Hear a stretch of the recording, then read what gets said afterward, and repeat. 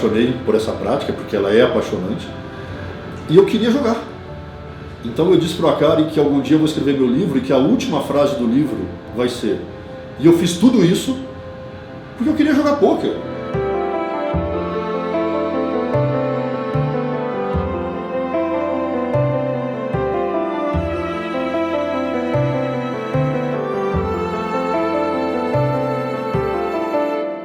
Então, eu sou um apaixonado por esporte, desde criança. Eu nadei, eu fiz atletismo, eu joguei futebol, eu joguei basquete. Ou seja, eu tinha uma atuação esportiva desde moleque muito grande, né? Fora isso, eu sou apaixonado por assistir esporte. O que passa de esporte, uma das reclamações da minha esposa é essa, que eu passo o dia inteiro assistindo qualquer tipo de esporte. Isso fez com que eu tivesse muita aversão aos dirigentes esportivos, né? Eu lembro que uma determinada Olimpíada, o Gustavo Kirten ameaçou não ir jogar por conta da interferência negativa da Federação de Tênis, ou os brasileiros não queriam jogar a Copa Davis porque a Federação não representava os valores deles. Eu lembro, agora o basquete brasileiro está suspenso de atividades esportivas. Você imagina, um esporte como o basquete brasileiro impedido de participar por conta da atuação negativa da Federação. No futebol, uma série de exemplos negativos. No judô, o Aurélio Miguel e o Rogério Sampaio não queriam ir para uma Olimpíada. Eu fui pegando raiva desse tipo de comportamento de entidade. Na hora que a vida me deu a chance de assumir uma entidade esportiva, como eu te disse, eu sabia qual era o norte que a bússola me apontava de coisa errada. Então eu segui o caminho contrário e comecei a tentar fazer de tudo para trazer apoio ao atleta, desenvolvimento da atividade, transparência, abertura de contas, democracia, sabe? Trazer todos os elementos que eu sempre questionei.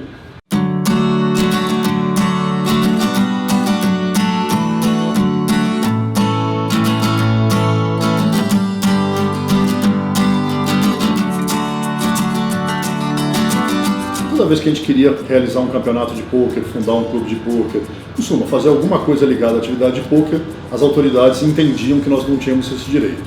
Então a gente entendeu que a gente tinha que criar uma associação, uma entidade, para lutar por esse direito. A gente começa em 2008, mas a CBTH só é fundada em 2009. Por quê?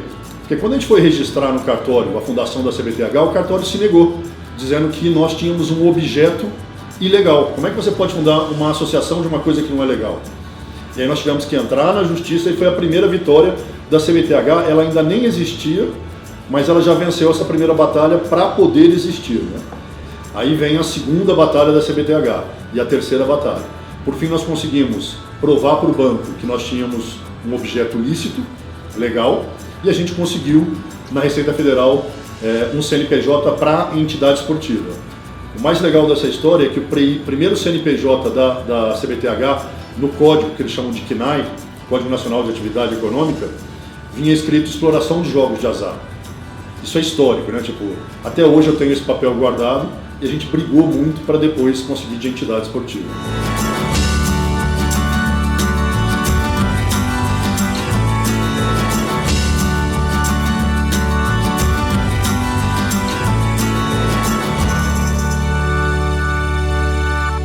É que o jogador de pôquer ficou mal acostumado, graças a Deus. Mas se soubesse como era 10 anos atrás, era impressionante. Falava de pôquer no Brasil, falava basicamente de 3 coisas: lavagem de dinheiro, vício e pessoas de hábitos ruins, sociais ruins, pessoas desvirtuadas. Era só disso que se falava. Ninguém conseguia falar do pôquer que não fosse disso. Depois desse início, a gente teve um período que aconteceu o contrário. Só se falava bem do pôquer. A gente conseguiu virar o jogo de uma forma que, inclusive quem falasse mal, era visto como outsider, como, poxa, esse cara não é cool, ele não está por dentro, ele não sabe que, tipo, ele é retrógrado, A gente conseguiu virar esse jogo. E agora eu acho que está chegando num equilíbrio em que nós estamos tendo que debater os aspectos ruins. Então hoje vai se falar um pouco de temas mais negativos do pôquer. Nós estamos aqui para mostrar os dois lados. Eles mostram um lado, a gente mostra o outro, e a gente chega num ponto fora aí de uma curva não razoável. E o mais importante, a comunidade do pôquer, ela precisa entender que a gente não pode ter mimimi. É igual num jogo de pôquer. De vez em quando bate um out do cara. Então, assim, quem é contrário é contrário. Nós não temos que maldizer os contrários. Eles têm as razões deles, sejam elas religiosas, sejam elas filosóficas, sejam elas sociais, sejam elas de qualquer natureza. Nós somos os favoráveis e nós temos que lutar. Sempre existirão os contrários, para qualquer coisa da vida.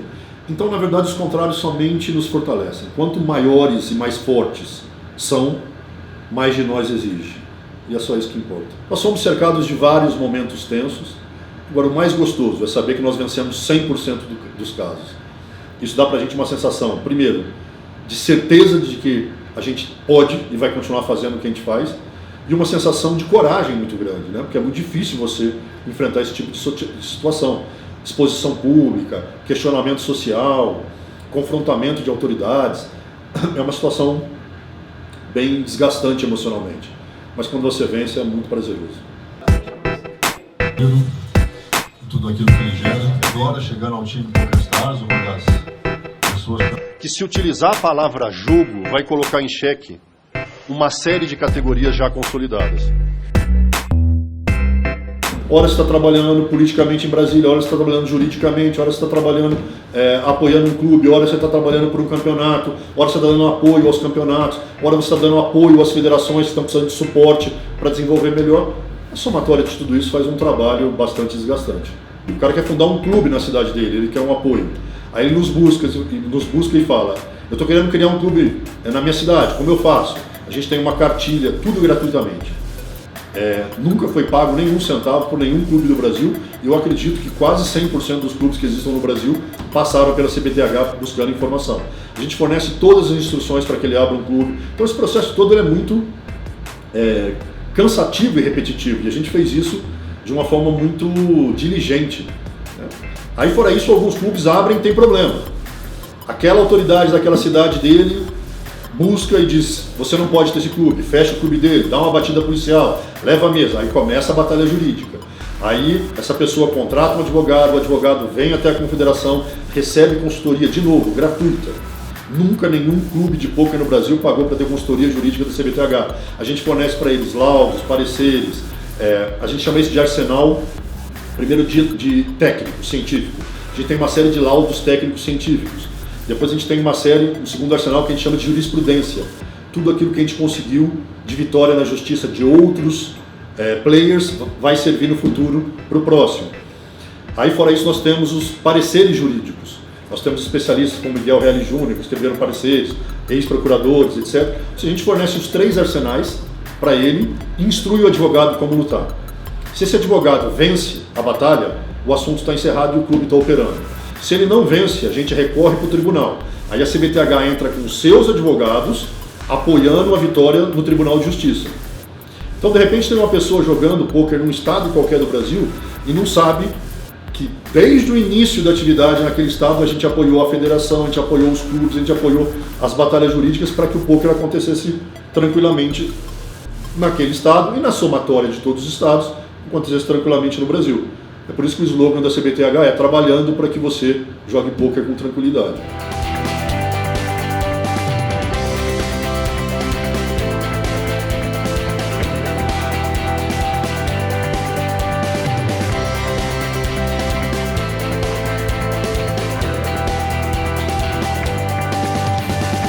Os praticantes eram muito poucos no Brasil. Hoje a gente termina entregando, 8 anos depois, 7,5 milhões de praticantes.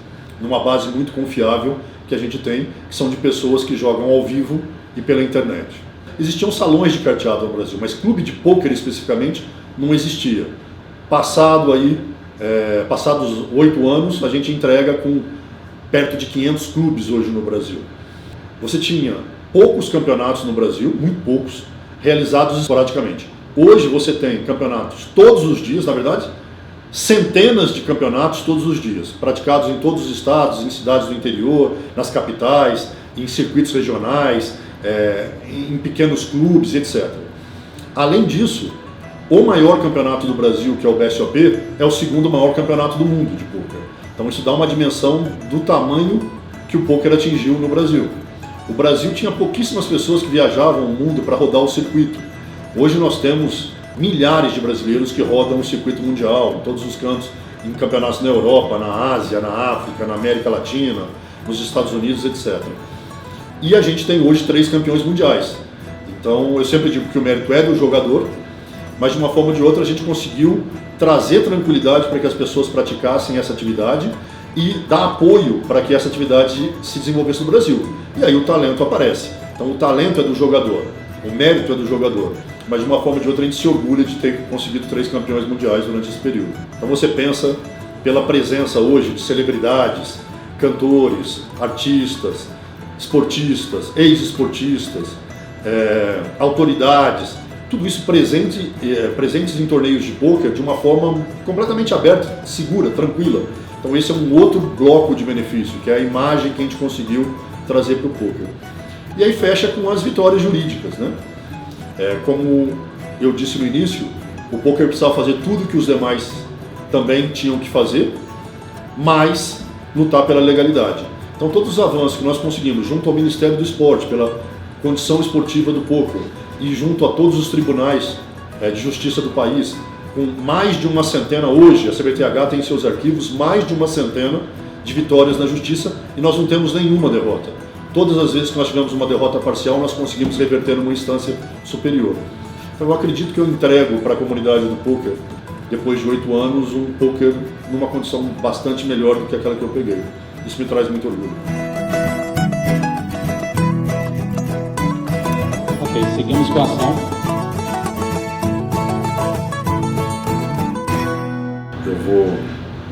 Eu vou esquecer de gente tão importante. Eu vou falar por blocos. As federações. Graças a Deus eu tive pessoas muito decentes do meu lado, porque senão eu não conseguiria. Todos os presidentes de federações, pouca gente sabe, mas a gente desfiliou 18 entidades na CBTH. Ou seja, o cara tinha a federação, ganhava o direito, ganhava a nossa confiança, não agia bem, a gente ia para dentro da Assembleia e desfiliava aquela federação. Então, a união das federações foi muito importante, então eu agradeço a todos os presidentes das federações. Segundo, a mídia. Foi muito importante as pessoas da mídia do pôquer, a gente foi muito unido em torno dessa causa. Então todos, revistas, jornais, sites, jornalistas, do trade, fora do trade, escreveram, foram muito importantes. Os trabalhadores, pessoas que trabalham desde o backstage, dealers, floors, diretores, pessoas que trabalham nos veículos de mídia, seguranças, financeiros, todos que trabalham hoje no pôquer ajudaram muito, porque suas vidas dependiam disso, então toda vez que a gente precisava, eles iam à batalha. Os atletas, e eu não estou falando dos jogadores, estou falando dos atletas, os que fazem da sua vida, os profissionais, fundamentais, pessoas inteligentes, pessoas sagazes, pessoas com uma capacidade de percepção de momento histórico, nos ajudaram, apoiaram a causa, toda vez que a gente chamava eles para uma batalha, para um pleito, para uma saga, porque algumas eram sagas que a gente iria, né, eles estavam sempre dispostos a usar o poder de influência deles positivamente, foram muito importantes. Aí sim, os demais jogadores, aqueles que fazem disso um entretenimento, uma diversão, um hobby, pessoas também que de uma forma ou de outra pertencem a todo tipo de categoria da sociedade brasileira, médicos, engenheiros, advogados, trabalhadores de todas as espécies, que trouxeram, cada um colocava um tijolo, falava para o seu vizinho do pôquer, falava para o seu irmão, falava, sabe, tipo, a somatória de todos esses esforços gerou aquilo que a CBTH tem. Por ser um programa do Acari, eu faço aqui uma homenagem a ele, né? Porque ele começa lá atrás comigo. No dia que a gente foi eleger o primeiro presidente da CBTH, eu e o Acari olhamos um para a cara do outro e ele falou: vai, meu irmão, acho que você tem mais a cara dessa... E a gente entendia que ele era mais um jogador de elite que poderia muito contribuir com tudo que ele contribuiu, né? Se eu for falar aqui, eu vou ser injusto. Se eu for citar tudo que ele fez, né? Mas ele estava lá no primeiro dia, na fundação com a gente, né? E eu sempre cito o Bill, porque o Bill é o cara que está no dia a dia do meu lado. Então, todos foram extremamente importantes, mas qualquer citação nominal, para mais que isso, eu vou cometer tanta injustiça.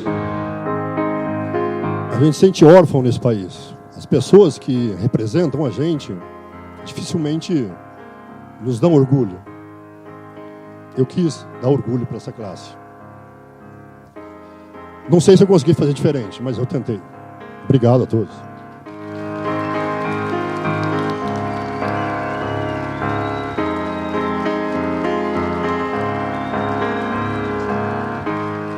politicamente era importante dar espaço para novas lideranças surgirem. Aquilo que eu sempre falo de alternância de poder é uma questão também filosófica, sabe? Tipo, novas lideranças precisam aparecer. Se eu tivesse um outro mandato, seria mais uma vez a minha marca d'água, minha estampa, puf, gestão federal. Agora é uma nova gestão. Vamos mostrar que o poker consegue continuar fazendo bem na mão de outro, que a gente consegue ser impessoal nesse aspecto, entendeu? Hoje em dia, cara, toda vez que a gente precisa de qualquer coisa, é até difícil segurar. Agora a novela está discutindo compulsividade, etc., compulsão, né? E trata do jogo, coloca o poker na novela. Cara, para segurar a comunidade do poker, os caras já estão assim, não, nós precisamos reivindicar, nós precisamos ir para a rede social falar. Eles vão assim, calma que nós estamos vendo aonde está, em que pé está isso. Porque a hora que a gente fala, nós precisamos da comunidade do poker, é impressionante. A comunidade vai junto. Porque confia, porque o cara construiu uma história aí de 8, 9 anos de respeito, de legitimidade. Então, voltando ao que eu estava falando, era isso. Ele convenceu a gente que era importante a gente nesse momento trocar. Mesmo a missão não tendo encerrado, mesmo ele continuando ajudando, é importante a gente mudar os nomes, mudar os atores, criar gente, formar gente nova. A gente não deveria fazer o mesmo que outras confederações fazem por aí, que é um cara ficar 20, 30 anos na frente da entidade, fazendo daquilo como se fosse dele próprio e tal. Ele entendia que era importante renovar. E a gente fez parte desse processo. Ele convenceu a gente a fazer isso. Isso não afasta ele do poker, ele continua fazendo, ele só não é presidente da entidade política. Então, a CBTH, primeiro, ela tem ótimas mãos, né? O Elton, ele é uma pessoa muito preparada para essa função. Sabe? Ele é inteligente, ele é sagaz, ele é bem preparado, ele é muito politizado, ele é carismático, ele é talhado para esse momento da CBTH. Segundo, ao lado dele vão estar pessoas maravilhosas. Nós estamos falando de uma atividade que de fato é legal, né? É uma atividade que não tem nenhum problema do ponto de vista legal, mas ela precisa de uma regulamentação específica, inclusive para dar segurança para quem trabalha no setor, para quem organiza campeonatos, para quem organiza clubes, para quem vive disso, que trabalha com isso. A gente sabe que tem gente que joga, não só por lazer, tem gente que joga também profissionalmente, tem funcionários hoje, a gente emprega aí no Brasil, a gente está falando de 300, 400 mil pessoas empregadas no poker, então nós estamos falando de muita gente, são muitas famílias hoje que dependem desse mercado, e acho que uma regulamentação ainda se faz muito importante. E a gente segue muito firme nessa batalha, né?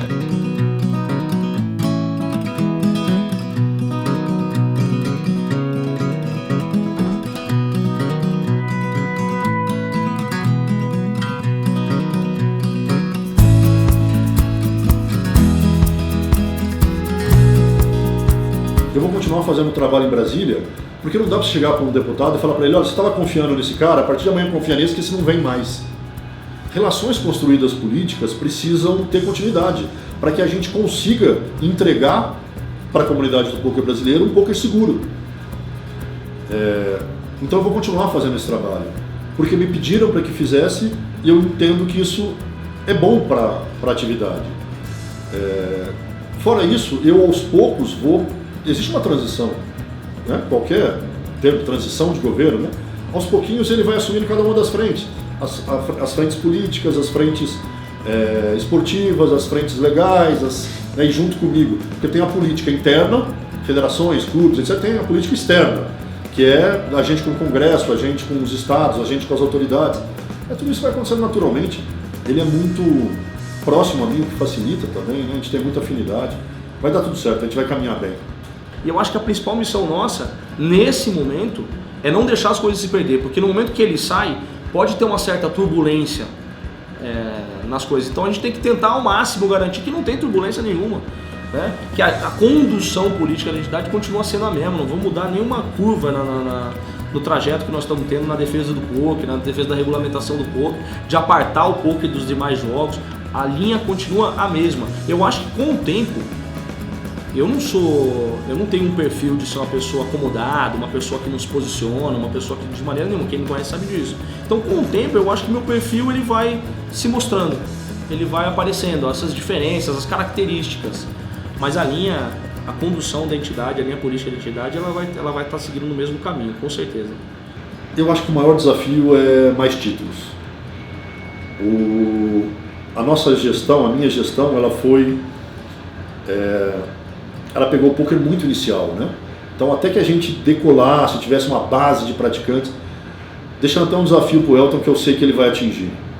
A gente precisa ter mais braceletes, mais títulos, e eu tenho certeza que a gente vai fazer. Passado aí o período que seja da gestão, isso vai ter acontecido, eu tenho certeza. Cara, daqui a 10 anos, eu espero que a gente esteja precisando da CPTH para outras coisas. Eu acho que muito mais coisas esportivas do que políticas. Espero que a gente já tenha superado 100% essa discussão sobre o poker no país, que o poker esteja absolutamente regulamentado, com regras claras, que o poker esteja definitivamente apartado dos demais jogos. Eu acho que, e não é para 10 anos, não, eu queria que isso acontecesse o mais rápido possível, num espaço mais curto de tempo.